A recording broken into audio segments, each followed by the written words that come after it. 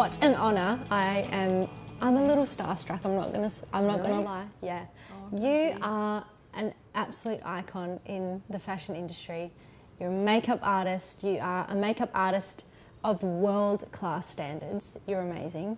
Wow. I love your work, so thank you so much for being here today. Thank you for having me. Oh, thank you for asking thank you. me. Oh, of course. So, this is Tea with Jules. Yes. So I need to know, how do you have your tea? Oh no, you're a tea drinker, aren't you?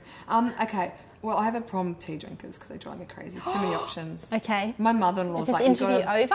Yeah, mate, well, a herbal tea is great. Like, I'll drink white tea because it's really good for you. Mm-hmm. I'll drink it if it's got really extreme health benefits, but no, tea drinkers, they drive me a bit crazy. Like, my mother-in-law's like, you've got to put the milk in before, not after. Like, is there really a difference? Like, it's like such a cult thing. It is a cult thing, and there I'm is a sorry. difference. No, it's Not one of okay. them. You're a coffee girl, aren't Yeah, you? yeah. Yeah, okay. But white tea, I'll have a bit of that. All right. What are we drinking today? Mineral water tea. That's true. There's mineral water in there. I'm sorry, and there is I did tea in too. mine, and I will stand by my tea. Okay, good girl. I mean, you are an absolute mogul. You've got your books, you've got your brushes, you're a makeup artist to absolutely everybody that's anybody in the country. You're worldwide, you're fashion week, you're everything. Like you're talking about someone else when you say No, this. This is you. But we know this about you, but I want to go way back to the Rae Morris. Oh, no. Before the Rae Morris. Okay. So tell me where you grew up. Okay, bit surprised. I love my family, love your mum and dad. Very Australian, like you could not get more Aussie. My family, builder, lived in caravans. I grew up a bit on Stratty in Queensland. My mum was a bodybuilder. To give you an idea of some of the things that happened like in my life, I'd come home from school and my mum would do push-ups, but she needed more weight. So I'd sit on her back and watch TV while she'd push-ups. And if she wanted more weight, I'd have a backpack on top of her back and while she'd push-ups. Like, that's just, it's kind of random. So very Australian. Very multitasker. Very, my parents, oh my goodness, you could not get more Aussie than my family. It's so bizarre that I've got a career that's so not like how I grew up. Not girly at all. Do you have brothers and sisters? I have a younger brother. He's been a bit of a challenge. He unfortunately got into drugs. He got into heroin quite young. And was on methadone for 20 years. So that was hell. And he had a big scare, like he nearly died, got pancreatitis, and kind of was the best thing that ever happened because he went into a coma. And he detoxed in the coma and came out, and we lied to him for a couple of weeks because he thought he was still on the drugs. And he found out he wasn't, and he's been clean for about 2 years now. So now I have a brother who's like a new person. I don't know who you are, and I'm getting to know him again. And that's so, amazing. yeah, very. So again, I'm complete opposite. I'm in the industry, but I've never touched drugs, never seen, never known what cocaine looks like. So maybe all that helped me. To steer away from it. Yeah. People who can get off heroin, I think they're the strongest people. It's one of the hardest things, I think, to get off. So when I see someone who's overcome an addiction, I go, wow, you are so tough. I completely agree. Yeah, a bit heavy, really. Wow, we've gone there. No, it's good. I mean, this is a part of your reality in your life and your family.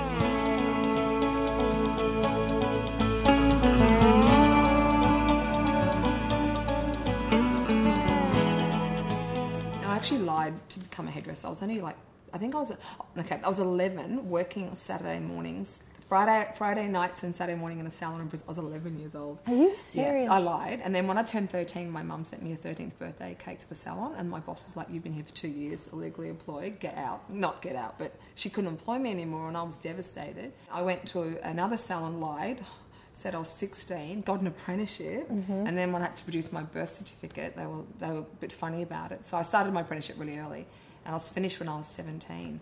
Makeup happened because I couldn't, my wrist was so bad I couldn't hold a pair of scissors. And I modelled for a minute in the 80s, but I can see no, why. No. But it was in the 80s when like Rachel Hunter and Elle Macpherson were huge, so tanned and tall, I'm white and short, so I didn't do that well. But also the 80s is when you had your face completely transformed. Like you get makeup done to look like someone completely different, and those moments in front of a mirror, I'm like, wow. And so I used to assist other hair and makeup artists, and then I was so fortunate, one of the world's greatest makeup artists. He passed away, but his name's Richard Shara, and he taught me, he's colourblind, He was incredible, and he moved me to Sydney. And I remember thinking in Brisbane, if I got to do Dolly magazine, oh my God, that would be amazing. Did you do Dolly magazine? I did, and it was amazing. I just thought, wow, this is it. Yeah, I see my work in a magazine. It was incredible. It was so great to see it for the first time. That is an amazing achievement. When you dream of something, you think it's so big at the time, and then you do it, and then you're on to the next dream. Yeah, and because I didn't dream that, Dolly was the ultimate. So everything past that, it was so amazing. I think I'm lucky. I didn't think I'd be a good makeup artist. I wasn't artistic. I couldn't draw, all these things that people might think that I can do. Sorry, but I can't. So I think if I grew up going, I want to be the world's best, I would have probably been a bit disappointed with Dolly and things like that, because I didn't think I could do it. So every step was just, oh my God, I've just done that. Yeah. Oh my goodness, I've just done this. That's everything. Still even now, it's like, oh my God, I've just done that. Still like that. I still can't believe I'm doing quite well. Yeah, quite well. Quite well. Averagely well. I still think I'm a fraud, and people are going to work it out. No way. Yeah. You are amazing. You have one of the greatest stories of how you went from being a hairdresser to becoming officially a makeup artist. Yeah. Please share. Okay, so that, again, another fraud story. I was overseas, and I always say it was 3 seconds of Naomi Campbell's life. She'll never remember that, but completely changed mine. And we're in a makeup room, and I was with guests, and I was just looking after VIPs hairdressing. I wasn't a makeup artist. And she came in with a makeup artist. There was a bit of a tiff. Something happened, but he stormed out, and she just glanced at me and said, fix my lips. And I died in fear because I'd never done makeup. And this is also at her peak, when she was known to be a bit tough, you know, a bit scary. And you'd never done makeup Never done before. makeup ever before. And I glanced over, and I just saw the biggest, most beautiful lips I'd ever seen, and clear lip gloss. There was nothing else on the table. I thought, it can't be too hard. Anyway, cut a long story short, went over, put lip gloss on her, and it was that moment that paparazzi had just walked in and just gone nuts over her. And the next day, there's pictures of her, but with me applying, like looking very pro at her lips. So like I'd been there before. And then I just started to getting booked as an international makeup artist, because I'm from Brisbane, and Brisbane's very good at hyping up things. So I was on the morning show, I was on like the radio and the Bayside Bulletin. I was very excited. And so literally the only thing you'd ever done is put clear lip gloss. But then it got on kind of lips. worse, because I got booked, and then I got called from TAFE, and they said to me, can you teach a makeup course in the school holidays? And I thought, school holidays, school kids, I'm a hairdresser. I know we get taught basic makeup, like 2 days of makeup in hairdressing.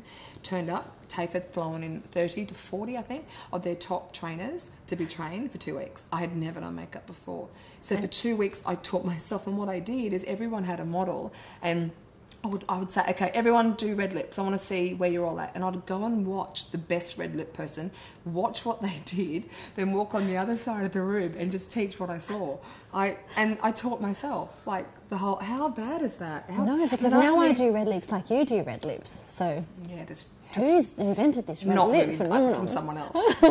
And I lived with 2 drag queens at the time, and I did. It was awesome. And then I'd go that night, I'd go, right, teach me lashes, and I'd spend all night learning lashes, and that would be the subject the next day.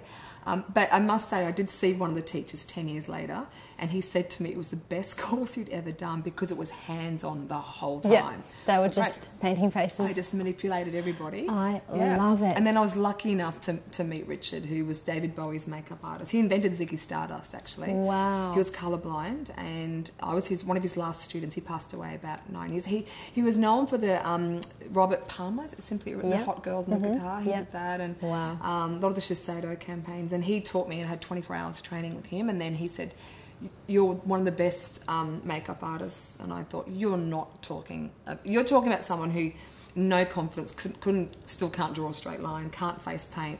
And he said, move to Sydney and assist me, and I did. And I remember going from cleaning his brushes to doing faces next to this legend, and the rest is history, I think. Unbelievable. So you really just made it up as you went along. Yeah, absolutely. And I think most people do. Honestly, most successful artists I talk to always tell me that they've either, sounds awful, but they've either lied to get in, but then you have to make up that lie. Yeah. If you've said that, that's the difference. I know it's not a good example for me to be saying this, and it's terrible, and please, I'm not advising to lie, but the difference is you put yourself in that situation, you go, yes, I can do that, and you know you can't, you've never done it before, but I think the success comes from you will do it, and you will make the pressure, and you put yourself, instead of just wimping out. I think if you wait till you can do it, you just won't succeed. That's how I look at my success anyway. Just go, yep, I can do that. Just the confidence. Actually, on your website, I read this beautiful thing. You said, if I hadn't had the confidence to pick up that lip gloss with Naomi Campbell, where would I be today? Yeah.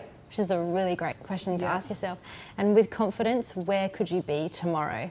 Yeah. I know it sounds fanciful, but I have honestly seen makeup make that much of a difference. Even if you just feel better about yourself, that's more than enough. Yeah. And you truly believe that, hey? Absolutely. The power it has on women is beyond. Yes. I know it's makeup, I know it's superficial, I know it's first world problems, but when you have women who are so hard on themselves or come from horrific stories, and, you know, with my job, we get to do shoots on women with backgrounds that you just go, whoa. And I'm just putting lipstick on someone, and the difference is beyond, and it's crazy. It's like your 10 years of psychiatry therapist all in one package sometimes for someone. So that it is surprisingly how powerful it can be on the right person who needs it at the right time. Yeah, it's pretty amazing. Yeah. And how do you feel about the difference between working with women like that and then working with women in the industry? So it's their job, you know, it's more art, I guess, than it is about them feeling something. Because, I mean, they're already beautiful. Obviously, makeup's going to enhance that and make them look even more beautiful. But I love the essence of the everyday woman. Oh, me too. And give me the mother of the bride any day. Actually, they're my favourite. And it's funny, but the sad thing is that when you're with, and you'd know this as well, the model and the woman who doesn't think much of herself, or maybe she's having a weight issue or whatever it is, the insecurities are the same. Like, it's funny, the model's insecurities is as bad. There's no difference. I think women, you know, I'm in a room with women for 5 minutes, especially at a wedding, there's more than one, there's say 7. Give 5 minutes and you'll hear, I hate my lips. It just goes on, and you just sit there and go, women, shut up. No wonder you drive men crazy. But the difference is, I think with a model, I know that I don't have to worry about the emotional balance. I just can do my thing and throw paint on her face and she'll make it look great. But when I'm dealing with a woman, there's a lot more issues involved. Like, if she doesn't like her eyeliner, it's not normally the eyeliner she doesn't like. There's something a lot deeper, and you've got to feed into that really, really quickly. You've got to be on the ball and put more of a comforting, nurturing. One thing Richard Sharry did tell me, he said, when the person you're doing, no matter who you do, when they leave that chair, if they don't feel better about themselves, you haven't done your job. And that's, so they need to get to that camera or whatever they're doing feeling better. And there's a lot more to that than just putting makeup on. So with makeup artists, like, it's a very delicate, you know, seeing one with no makeup on, who probably never had no makeup on before. It's very vulnerable. Yeah, very. It's like you're styling, sitting naked. Yeah, you're in someone's face, you're touching their body. Straight away in 5 minutes. Yeah, you have to make them feel super comfortable. In seconds. You don't have hours. You've got 2 I think minutes. that's part of your success, because you're so warm, you're so friendly. Thanks. You remember everybody. You remember everybody's name. You remember where they were. Delete. And Apple delete that one. And we won't go there again. Well, the nice ones. Yes, I remember. No, I think that's definitely a part of your success. And how, because I am a true believer that you don't have to be a nasty person to be successful. No. You know what nastiness is? I've learnt this. To be kind takes a lot of confidence, and you have to be good at what you do. Nastiness, they're hurting. There's hurt in their world. There's something that's hurting them, and it's just misfiring at you. It's never, when someone's angry or loses it on a shoot, it's never about the shoot. It's never, I mean, I've done 10 years of therapy. It's always projected somewhere else. Yeah. So I find that there's a lot of bitter, kind of twisted people in our industry, but every time I've worked with someone that has been like that, I have made an effort to be their best friend and be kind. And when you break them down, they are the most insecure, the hardest people on themselves. They're normally really good at what they do, but they're just so critical. That's why they're so good, but then why they're so insecure. So every time that nastiness, which I find happens rarer than what people think in our world, it's actually the nicest people you ever meet. But I always know it's never directed at me. I mean, how can you hate a lip gloss that much that you have to scream? Right. It's not, it's not. And I go instantly, what's gone on in your life? Did you fight? Like, is it a parental thing? Did you have a fight with your boyfriend? It's always, to me, there's something else. It's never about, it's never about the makeup. Never is. Now, you have written, is it how many books? 4 or 5? I've done 3. I've written my 4th one. Yes. There's been extracts, so it makes me look like I've done a lot more, but I've actually written 3, and I'm just doing my 4th one now. I love them. I've got several of them, and I've learned so much from that. Was that your mission, to make the everyday girl? Yep. My mission, funny enough, my inspiration was Jamie Oliver. I'll tell you why. If you read his book, he reads like he speaks. I feel a bit Jamie Oliver, as in I swear a lot. I speak normally. I don't have a posh accent. You're doing really well. But I just like the fact that I can't cook at all, and he's someone so visual and makes someone who can't do anything make them feel like they can. So my idea with my book was, I'm dyslexic. If you can't read, it's an image, and even if you are so hopeless at makeup, there's this fine line between if you don't want to read, you can just look and get it, and two, I wanted people to see really how makeup was done, because not many makeup artists do books. They're not normally the makeup artists, and they're always Photoshop, or they're step by step. Let's put cream on, and it's not how we do it. Like I do eye makeup and let eyeshadow fall down the face, and I want to expose all the things that I know has never really been written about, and I wanted girls to see how things are really done, because when I read how makeup's done in magazines, I go, I can't do it like that. How does a poor girl out there do it? So it's kind of make it messy, breaking down make the whole, mistakes, and do your eyes first. Let all the crap fall down. It's fine. Yes. It's the way. I think if you make too much of a barrier between the way a makeup artist they're never going to give it a go. And I was I was a spokesperson for L'Oreal for 9 years, and they had this amazing Marie Claire workshop, and they'd get 500 women plus in a room. And the average age was 40 to 45. And I used to say, who in the room feels they can do their makeup? Not one hand goes up. These women, and they do it every day of their life. And I thought, something has to be done about this. Well, I appreciate your tips and tricks. They've helped me a lot. Awesome. And you've got brushes as well. Yes. I've used them. Thank you. You've been very kind and given me some. Thank you. It's an ingenious idea. World first. Never been done before. Is that right? Yeah. Wow. I know. I love it. So, a magnetic plate. Yeah, you can fit 100 brushes, a new frame now.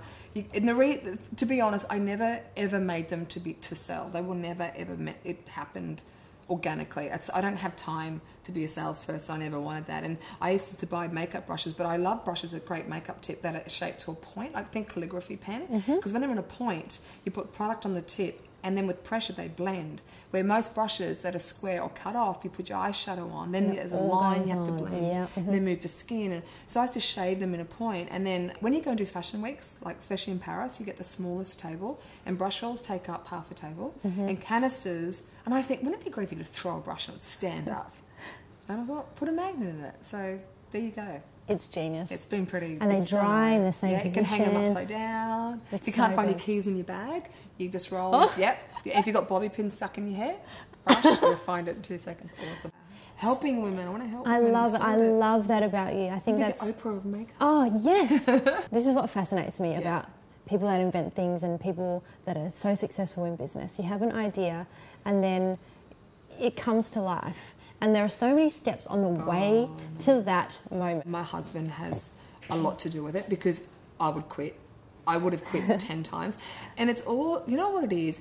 There's so many opportunities around everybody, but I think it's my insecurity, and a people pleaser. I can't say no to anybody. So when a brush maker comes along and says, do you want me to make them for you? Yep. So it's not that people say, but you're lucky because you've had opportunities. And I don't agree, because I know a million people have had more opportunities but don't take them, and the people are there that are around you. And I'll just always go to people who've done it before, or people who are successful, and just ask advice. Like, you can't do it on your own. Yeah, I agree with that. And be prepared to make so many mistakes. And I don't like too many sayings, but there's one saying that I stick on my fridge, and it's, what would you do or attempt to do if you knew for sure you could not fail? And in my head it's like, okay, this is failing, this is what happens. And a lot of my friends who've designed stuff before, what they've gone through, like, I'm like, okay, didn't happen to you either. That was hard. Just keep going. So I was going to ask you, what is it that gives you that drive? Anxiety. Anxiety. No, seriously, I'm being deadly. People think it's anxiety of not achieving disappointing someone about how if I said no, and how much better my life could have been if I'd said yes. Because life I find really hard. I do struggle, I must admit. And I think if I don't say yes now, if I'm having a depressive episode, it's going to be so much worse. I'm going to sit there and be more depressed because I should have done that and I didn't. So it's like, say yes now, say yes now. So when I'm having down times or times where I can't cope, I've got a bit of a business behind me. If I need to take that time off work, I've got something there. It's kind of, growing up with not having a home, really, moving around a lot and having quite a bit of a broken family and no security, everything I say yes to because I think it's going to give me more security. And I just, it's funny. It's not because I want to be successful. It's I just want to be more secure. I think that's why I say yes to so many things. Yep, silly thoughts that I have. But it's definitely anxiety, definitely. People pleasing, can't say no. Is that why you're sitting here today? No, because since having a baby, how hard does that change? That is the next subject. That's so worried. People say, are you still working hard? Nope. I do say no now. Actually, that's probably what's helped me the most. Yeah, because you're doing the best thing for your baby then. Yeah, absolutely. And, that's and my mum worked this day I was born. Like, you know, and I knew I did not want to be that mother. Yeah. You know, and if I don't give her time now, I will be paying for her therapy later on. So I'm okay with that. Good decision. Now, let's talk about your beautiful baby. Yes. She is so cute. She's very cute. That hair. I know. More hair than me. More hair than born that much hair. She's gorgeous, little Sophia. She's beautiful. What a beautiful child. She's beautiful. How has motherhood changed you? It is the toughest. I know IVF, so we spent I think I did 8 full cycles, so hormones and the good side, I mean, this sounds awful, but when IVF did fail, the hormones made me so crazy and so full of rage and anger that I was like, thank God that didn't work, because it makes you not want to be a mother. I know that sounds crazy. So we eventually we got to the point where it worked. When I say it's changed, it's funny when people always say to me, you know, the hardest thing at motherhood is your life, your freedom and all that. That's not the hardest thing for me, because, and I'm going to keep bringing up depression, but when I'm not working, I'm a homebody. I never go out. And I thought, this is great, because it's going to give me a reason not to go out. I don't have to make up excuses now. I can just sit at home, be miserable, stare at the wall, feel sorry for myself, but have a reason. So I thought, great. So I wanted to stay at home more. It hasn't changed me as much as I thought, but the experience has been more surprising. Like, I did not know what sleep deprivation did to somebody, and I'm an insomniac, and I'm very nurturing. So I thought, and when I hear women say, "Oh, it's really tough," and oh yeah, oh my God, I know it's really tough. And postnatal is so real and so beyond. And someone who's come from, you know, I would put myself in the severe depression. I've had shock treatment. I've been hospitalised all through my life, for I've had it so bad, and I thought, this is postnatal.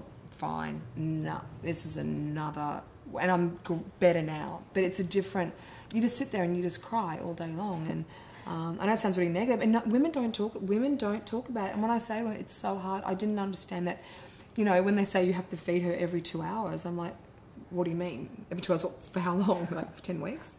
It's unbelievable. And now the joy is starting to come when she starts to recognise me, but I still, and the bonding didn't happen for me straight away either. And everyone said, this love you're going to have. And honestly, I didn't feel that. And I was so hard on myself. And a friend of mine, she gave me a really great analogy. She said, the women don't talk about it, because for 3 months, most women don't get out of the pajamas, haven't showered, they haven't left the house. And when they finally get out, 3 months, it's so great, they've forgotten about the bad part, the hard part. So. And I think too, as women, you know, we really put pressure on ourselves to be everything and do everything and be everything to everybody. And that is a really hard job to fulfill. You're kind of expected to, though. Like, I know we put pressure, but I do think we are also, like, I speak to a lot of women. My husband's so hands-on and so amazing. There's so many women say that husbands have said to me, I did nothing. And I think, how did you cope? I'm not coping with a husband who's helping me. Like, women are incredible. I'm sorry, men, but women are incredible. Super women. Incredible species. Do you believe that we can have it all? You've got a family now, a baby, you've got a career that's very successful, a successful marriage. It's funny, what is all? I always think of that question, and, you know, I look at women who've got all that, and I think if you're content and happy, I've learnt that, you know, because I mean, I could tick the boxes. I know people would be so privileged to be in my position, and I have got the most amazing career, the most amazing husband, the most amazing child, and it's sad that I still have that sad, unhappy side of me. I got friends of mine who are happy all the time, drives me nuts. And please be just depressed for a moment, please. Maybe I'm a bit too honest about my depression. But having it all, it's funny, if someone said to me, could you have it all? If I could take away the depression and maybe not have the career, I would probably maybe sometimes choose that. I don't know. I think, this is what I think. I think we can have it all, but not at the same time. Yeah. I think you've got to take time to be a mum, take time to have your career. You can. It's hard, but it's how rewarding, how amazing is having a baby. Yeah. That little girl looking up at you. Yes. You're her mama. I know. It's when you say that, it's still early days. I'm still in that. She's really mine, yeah. Okay. I think the sleep deprivation's slowly starting to wear off. Yeah. That's the hardest part. Yeah. The interrupted sleep. Rae Morris, what an honour. Thank you so much for chatting with me and drinking your sparkly water. Sparkly water tea. I'm going to convert you to be a tea drinker. As long as you it's can make it instantly. I don't want to milk before the sugar flow. I just want it done. Okay, I'll make it fast. Okay. Thank you, Rae. Thank you. You're amazing. Thanks.